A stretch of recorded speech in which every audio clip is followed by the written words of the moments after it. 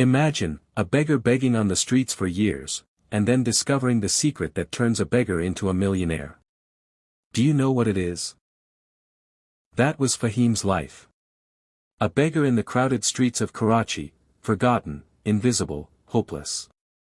His clothes were dusty, his beard unkempt, his eyes tired from years of humiliation. Every morning, he whispered the same words.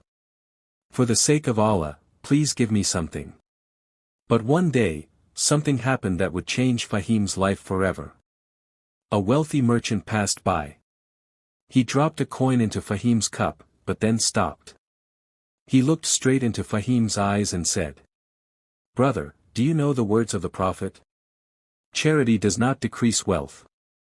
Even you, as poor as you are, can give." Fahim laughed bitterly. "Me? Give?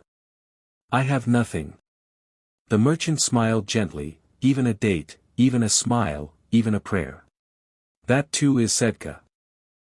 Try it, and you will see." Those words pierced Fahim's heart. That night, he couldn't sleep. Could it be true? Could a beggar give charity? The next morning, Fahim took the only thing he had, half a piece of dry bread. He saw a hungry child shivering in the corner. Slowly, he offered the bread.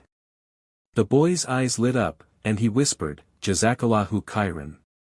For the first time in years, Fahim felt rich, not in his pocket, but in his heart. From that day, he made a promise: no matter how little he had, he would give something every day, a coin, a smile, a prayer. And with every small act of Sadaqah, his heart became lighter, and his hope grew stronger. One evening, as he gave a coin to a blind man, someone was watching. It was the same wealthy merchant. He approached Fahim and said, "I have seen your honesty and kindness. Come, work in my shop instead of begging on the streets." Fahim accepted. At first, he only swept floors. But people noticed something about him. He never cheated, never lied, never missed a prayer. Customers trusted him. The merchant gave him more responsibility, and Fahim never disappointed. Months turned into years. Fahim worked with sincerity. Eventually, the merchant made him a partner. And when the merchant passed away, he left the business in Fahim's care. From sweeping floors, Fahim now owned warehouses.